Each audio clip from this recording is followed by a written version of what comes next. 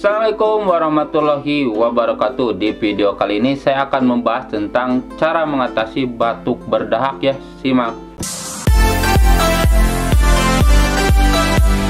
Batuk berdahak ini banyak penyebabnya ya. Bisa karena flu, bronkitis, pneumonia, ataupun asma ya. Nah, gimana cara mengatasinya? Yang pertama itu minum air hangat ya. Banyakin minum air hangat. Karena si air hangat ini bisa mengencerkan dahak yang ada di tenggorokan ya. Jadi kalau dahaknya encer, kita bisa mengeluarkannya. Yang kedua, mandi air hangat. Karena uap dari air hangat itu bisa melegakan tenggorokan, mengencerkan dahak, dan meredakan batuk yang membandel ya. Yang ketiga, minum madu.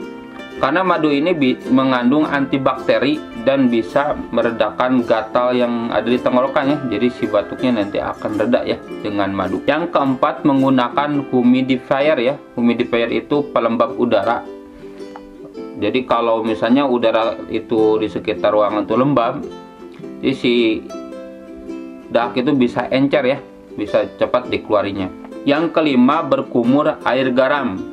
Karena si air garam itu bisa mengencerkan dahak, meredakan sakit tenggorokan, dan membunuh kuman yang ada di tenggorokan ya. Yang keenam, dengan ekspektoran. Ekspektoran itu sejenis obat-obatan ya. Itu untuk menekan produksi mucin. Mucin itu protein yang ada di dahak ya.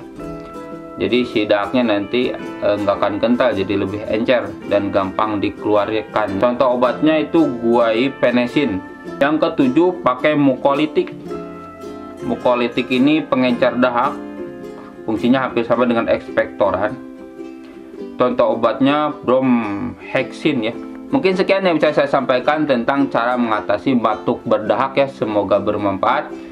Jangan lupa subscribe, like, komen, dan share. Terima kasih. Assalamualaikum warahmatullahi wabarakatuh.